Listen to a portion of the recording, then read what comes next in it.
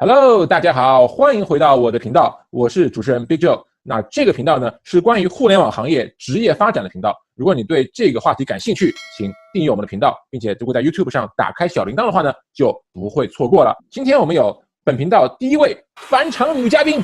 她是谁呢？她就是曲小英。曲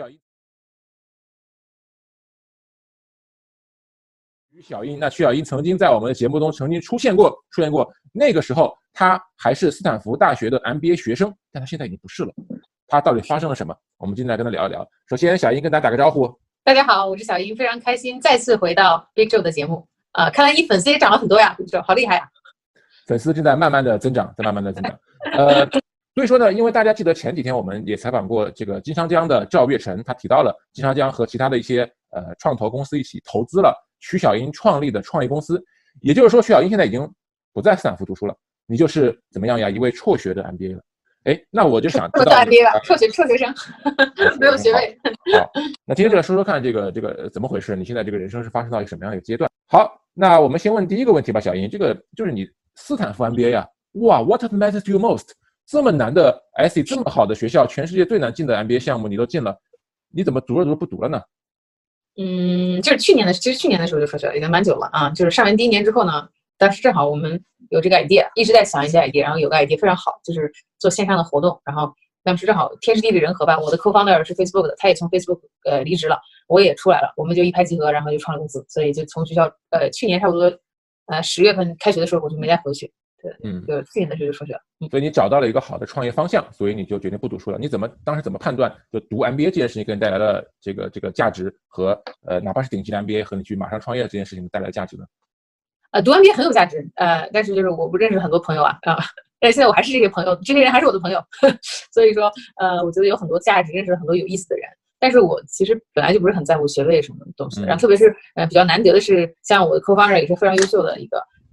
女生，然后她以前在 Facebook 是一个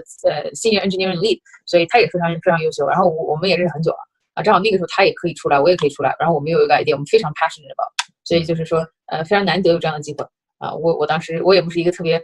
在乎学位什么的人，所以我就直接辍学来干。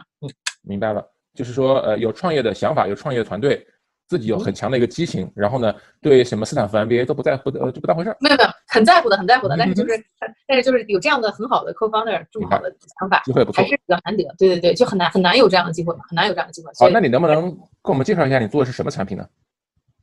我们公司叫 Round the World， 我们专门做的是在线的活动，就是能让任何人在世界各个地方很轻松的就办一个世界各地人都可以一起来参加的一个线上活动。它跟这个 Zoom 还不太一样，更多强调的是在线上可以进行有价值的社交活动然后呢跟导师跟其他人都能有很积极的互动。或者说什么样的人应该用你的软件呢？其实就是从办会的人来讲，我们可以现在看到，比如说从个人到企业甚至企业级的很大的企业，或者是一些比较特别牛的一些非盈利组织大学都在用我们的软件他们有很多各种各样的活动，比如说从这种这种年度的这种 conference 大会到这种峰会到这种就讨论会，甚至我们上次还做了一个这个线上的喜剧秀，是美国的一个挺著名的喜剧的一个 comedian， 对，然后他们在线上搞了一个喜剧秀，能够跟粉丝进行1对1的这种 VIP 互动，也在我们平台进行，所以其实有很多的不同的 use case。明白。那你们平台有哪些主要的功能呢？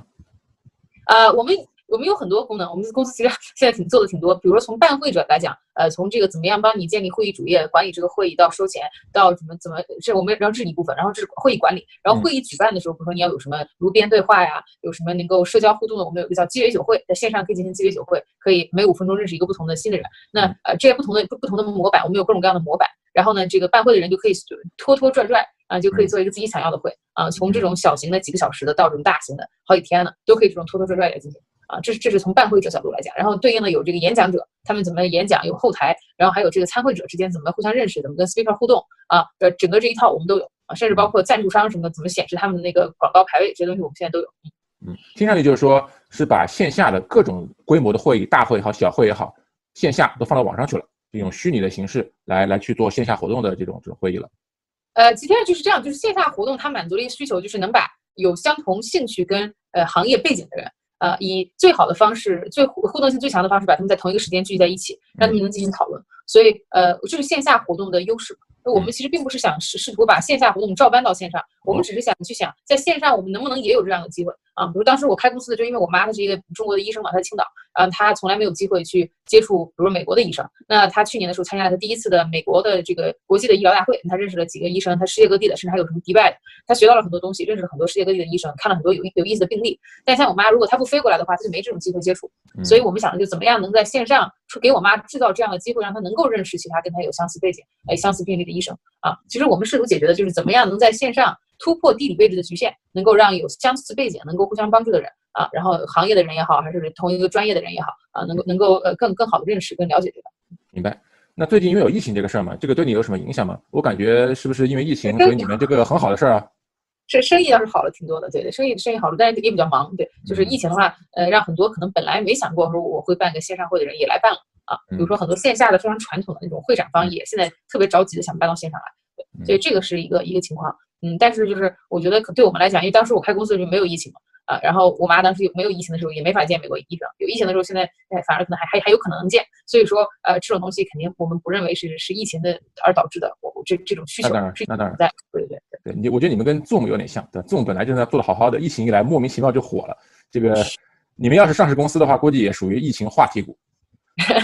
我们还刚刚开始啊，还是萌芽阶段。好，那你刚才讲到你是找到了这么一个你觉得不错的一个方向，说说看你找创业方向的过程，比如你想过一些什么样的不同的 idea， 然后怎么做是找到这个的？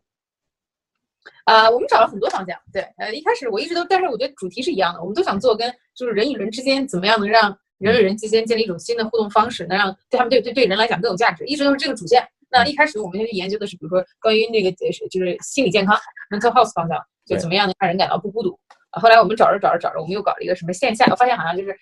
人之所以会有心理问题，主要还是因为孤独导致的。那怎么能让他不孤独啊？得找到有同道中人。后来我们就想，同道中人能做什么呢？我们又搞了一个线下的社交的什么活动，帮助你跟线下的人约线下的什么喝咖啡啊什么的。后来就发现这个东西不是很 scalable， 不是很好做啊。我们当时又就做了1个月，发现不太行，又换了很多。然后后来又开始做什么职业社群，因为当时发现那个 one 他们聊天的时候呢，很多人都是有职业需求，我们开始做职业社群。但是做职业社群，光社群也不行啊。后来我们就意识到社群没有商业模式，主要是因为大家觉得价值不够。然后呢，当时正好怎么样能既有商业模式，价值又够，然后又是跟职业相关的，然后又能让你感觉到找到同道中人。那个正好我妈参加了一个会，我才发现原来可以把会能不能搬到线上来，所以这个时候当时这么想，就开了这个 OneWorld 公司。明白了。那开这个公司，我们都知道创业我们要讨论所谓的 product market fit 嘛？你怎么知道这个产品和这个想法跟你以前想法比起来，这是有 product market fit，而前面几个不是的呢？我们一开始做了很多试验嘛，就主要是我自己办了几个会，我请了一些产品经理来参加那些产品经理的会啊，然后当时还请了你啊，感谢你。当时办了会之后呢，效果很好啊，有这个世界30多个国家的不同的人啊，然后他们每个人交了100刀，相当于300多个人，就挣了300刀啊，所以那个活动让我们觉得看来不仅大家愿意参加，而且还愿意花钱，而且那些人还跟我们讲说，以前从来没有机会能接触到这样硅谷的人，现在有机会特别高兴啊，所以说这是我们发现，这个有的做。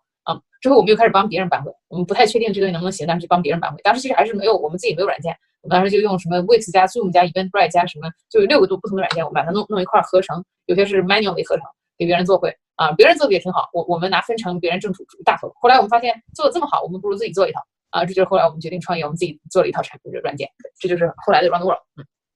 所以说你是这么做的，就是说你相当于是把一些已有的产品，然后呢用一种非常手动的方式，把它的 mash up 到一个 proof of concept， 然后呢你就试了一下，发现好使，有人愿意买，然后觉得这个方向不错。对，所以这算是一种测试。那这种方式你以前做过吗？比如说你做那个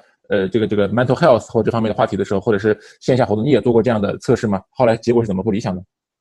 当时我们做了个线下社交社区俱乐部啊，帮大家让他们在线下能建立更好的关系。然后呢，我们当时做了这个东西之后呢，就是说我装成我是 AI 啊，我给人匹配，然后我还想我每个星期办5场活动，然后各种人互相认识，然后给他们讲为什么你们应该要互相认识，有什么共同的语言啊，然后呢搞各种活动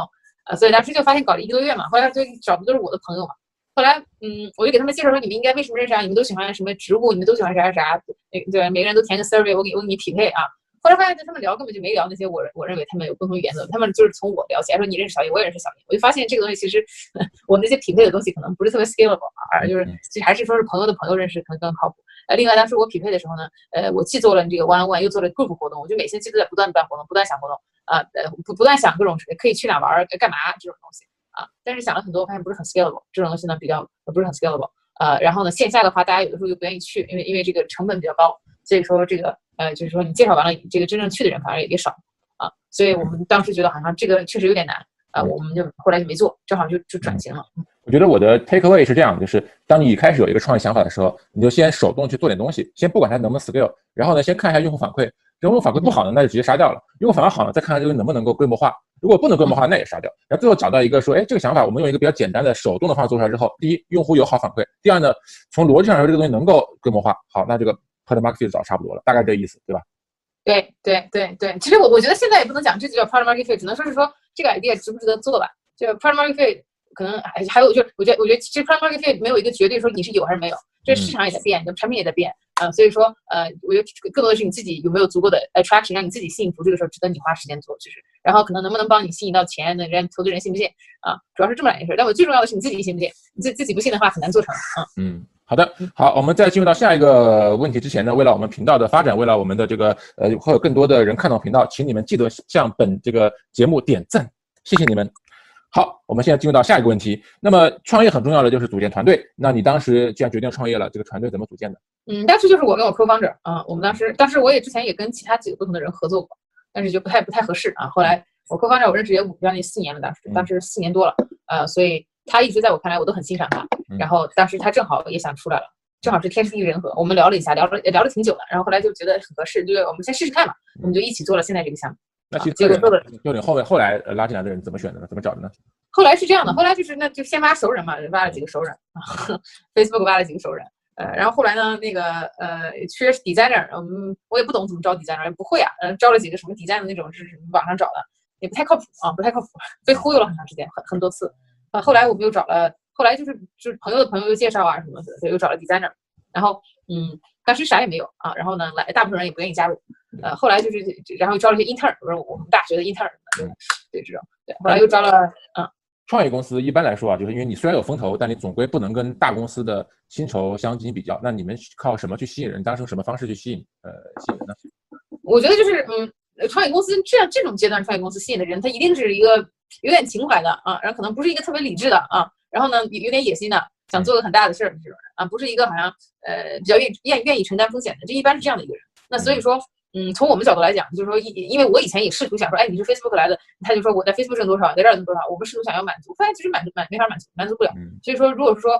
就是如果说你可能没准备好要担这样的风险，没准不太喜欢这样的生活方式，那你怎么去卖，其实也不好卖。就是你挖一个他没想好的人，他不知道自己想要什么的人，或者没确定他想要这个的人，你很难挖。当然我也是经历了挖了很多不同的人之后才得出的这个结论，所以我们现在就是基本上就是说你是不是想做这件事，首先你是不是你想做的然后你跟我们的价值观跟我们的情怀是不是一样然后呢你是不是一个比较有野心的人是不是一个愿意承担风险的人就是这如果是的话那就基本上就说 OK 你已经想来一个创业公司，你想做一番大事业，那我们再去聊。但如果说最终的那个目的都不太一样，比如说你可能想升职加薪，或者你想比较稳稳妥妥的，比如说你可能刚买房要还房贷那可能比如说你现在没准备好那这样的话就是你怎么聊都很难聊。所以我觉得现在就是我们先看是不是价值观上符合吧，然后以及就是5年10年的愿景是不是一致一致之后我们再去讨论其他的东西，还有文化上是不是符合。像我的比较是快操猛风格，我比较喜欢就试试看行就行，不行就算，然后再试试看是这种风格。那比如说我可能就比较欣赏这种快操猛的人，一开始一开始我找的都是跟我挺像的，都是快操猛，后来发现特别操很快，但是特别操，所以我们就说不行，不能只是快操猛还得找一些这种有流程化的、有系统性思考能力的能跟我互补的。那个时候意识到了我们又开始招互补的，找是不是井井有条的一个比较有规有矩的这种人，我们又找这种人所以这是一个逐渐的过程嘛。对。我觉得刚才我有一个很不错的一个感受，就是创业公司要招人，你是不能跟大公司比这个收入的，因为而且你要招就是适合你们这个公司的人，比如说你们公司他不是因为这个收入来你们这儿的，而是因为别的东西，就是人找工作不是只为那一个的。哎，这有个问题，那你怎么挑？你怎么能看出来这个人？因为你不能每个人都问一遍，对吧？那浪费你时间，对不对？你怎么能够挑出觉得这个人可能对于收入来说不是很在意，但是在意做事的人呢？他愿意跟你聊，很认真的聊，这已经说明他可能不在乎了。当然，我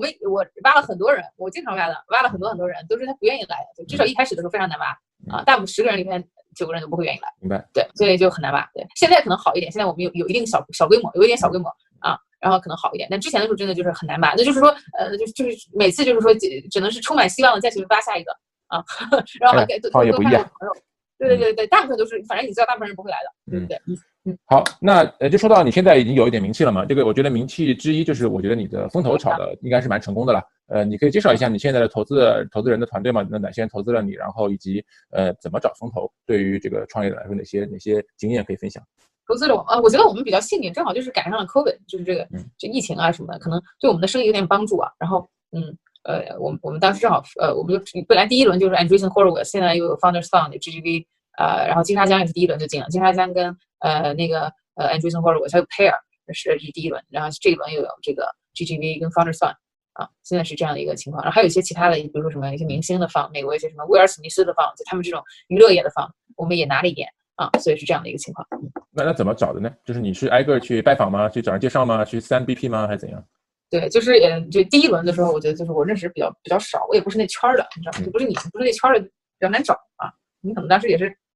先就认识一个，然后或者找就死皮赖脸求老板的老板。听说谁好像搞过创业，找人聊聊，问问他能不能给我介绍谁谁谁啊？当时你是外人，你也是一个不是那个创业圈的，人家也不认识你，不信任你，对不对？你还可以问你什么，比如说可能 Facebook 对我有点帮助 ，Stanford 肯定也是有一点帮助，就是我还认识一些人但是就是认识的人可能不是很多，大家也对你没有了解。那最开始基本上就是说靠 networking， 这么说吧。一开始对啊，我觉得就是靠老同事啊，什么老同学啊这种，然后可能认识一个人聊得挺好的呀，然后再跟人搞关系啊，就是这样的一个，就是一开始就是说你没混进圈里嘛，所谓的这个创投圈啊，对，那你就是得反正生拉硬挤的挤进去嘛，对。那你一开始虽然很难哈，但是你依然拿到了像哪怕是在 COVID 的这个疫情之前拿到了金沙江和 H6Z 这样比较有名的这个风险投资的钱，那你当时是用什么方式说服他们的呢？我觉得就主要是我们可能一开始，首先我们团队还是 Facebook 的，还是这个肯定有帮助啊 ，Stanford 也有帮助。然后我们的 idea 呢也试了几个，我们也是有一些会议嘛，对吧？也挣了一点钱，能证明说有这个需求。但当时没有这个线上会议，这是个新的概念，没有人有这个概念，就线上活动是一个新的概念大部分人不理解大部分人是不理解，然后觉得是个很小众的市场，大部分人觉得这个玩意儿就是一个大家本来参加活动都是为了去世界各地飞来飞去的，你不让人飞，你还让大家待着，他们觉得没戏，大部分人是这么想。所以我们一开始的时候，说服他们都比较难，其实很难说服，别人很难说服。那我们只能说，你看我们都办了几个活动了，你看我们挣这个钱了但是我给他们讲说我们会做多大，他们也不一定信服但是可能早期的话，更多的是看人，你就有点激情是吧？然后他们可能问一问我以前的工作的同事朋友怎么看我可能大家朋友帮着美言了几句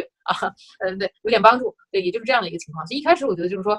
他们反正也没有投很多钱，早期嘛，那就是说主要是卖人卖人设是人是吧？然后呢讲一点 idea， 讲愿景，然后拿出点真材实料，能不能有一些早期的数据，大家就信了，对吧？就是这样的一个情况。所以你最开始你那会儿还没开始写程序对吧？只是把以前那个自己 mash up 的那个东西拿出来讲，还不是一个软件。对，因为我们写了一点点但是就是基本没写，没钱呀，主要是没钱那个我们这玩意儿挺麻烦的，你还得有这个 messaging， video 什么整个一套，对，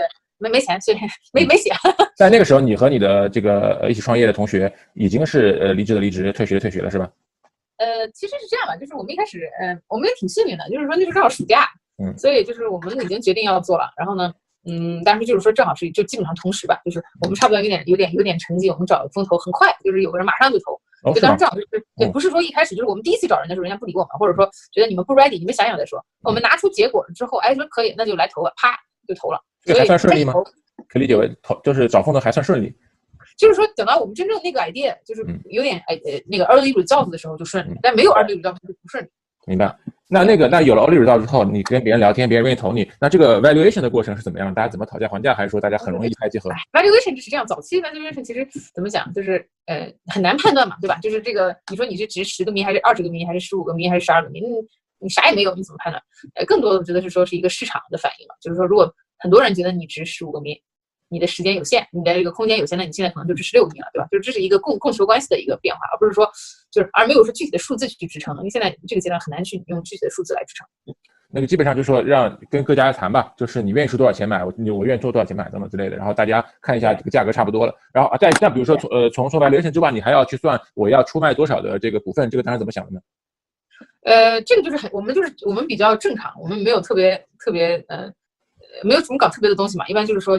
你看一开始可能差不多20%左右 ，A 轮有20%左右，就是一个很正常的一个就是一个正常的 range 吧。我们就是按照这种所谓的应该是大致是多少，我也不懂当时，所以就是应该是大致是多少，那我们就是多少呗，就这样啊。基本上就是行业的这样一个 benchmark 吧，来处理了。那对还有我看到你特别是第2轮哈，你拿了比较多的机构的钱，对吧？刚才讲的金沙江有 H6Z， 后面还有 GGV， 有 FounderFund， 有什么 Pair 什么，这个你为什么拿这么多机构的钱？还是说多拿不同机构钱是好事，还是怎样？你怎么想的？是这样，就是我们蛮幸运的，因为认识嘛。然后我觉得那几个机构都是我非常敬重啊，很尊敬，然后觉得很好。我就是从小读着他们的这个什么，也不是从小，就是说至少过去这几年经常看他们的文章啊什么，对我有很大的帮助。所以就我们当然是有领头方了，但是他们愿意加入，我觉得蛮好的呀，都是大佬嘛，我觉得求之不得，对。所以说我很高兴，很高兴。可以理解为就是如果你让更多的投资人一起投资你的话，你就有更多的大佬的大腿可以傍，是大概意思吗？就是说我们觉得就是如果能有多一条大腿，为啥不呢？是吧？那他至少投我也不用投别人嘛，他要非要投一个人投我最好啊，别投别人。好，那今天最后一个问题就是，那你刚才讲了，你不读书了，去创业了，然后找到方向了，做这个在线会议，然后找到风投了。到目前为止，你也创业了几个月了，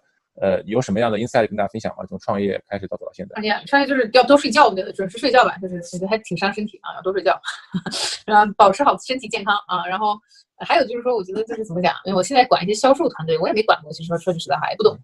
现学现卖啊，我自己去卖嘛，然后就卖销售什么营销，我其实也没搞过，那就现学现卖。对，很多时候就是说在不断的试错吧，就是这个可能不 work，那个也不 work，对，所以就是习惯就好。就是说你知道，你说你搞个东西，可能3个东西里2个肯定不 work，就是你知道就行啊。反正你这个心态摆正啊，就是说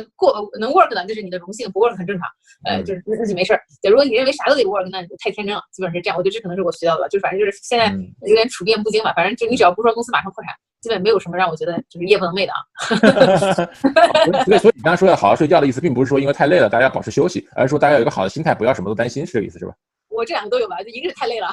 保持身体啊，因为现在大家都在家里工作嘛，而且这个都在家里就没有工作时间了，不是说你下班上班，就没谱，你知道吗？就是我有时候就是加上我们可能在亚洲也有些人，在那个英国有些人，经常500嘛，就2、3点，早上就起来，就是这个是一个吧，就是这么比较忙，心情要愉快嘛。另外就是你的团队每天也盯着你看呢，然后你看是吧？今天小英什么想法，什么心情啊？他们也盯着你看了。所以就是他们可能也自己也在想，我应该是一个，对吧？他们你想让他们充满干劲，对吧？然后呢，大家如果遇到挑战，应该是个什么样的态度？是应该觉得哎呀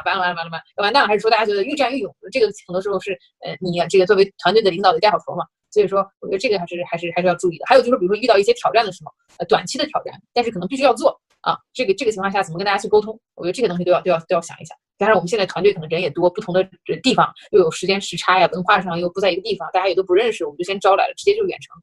当然肯定有一些管理上的问题。你像我在斯坦福学的那些管理的书，你有些东西可以用到，但很多东西是用不到的，因为都在家里，你都没法跟他说，你说咱们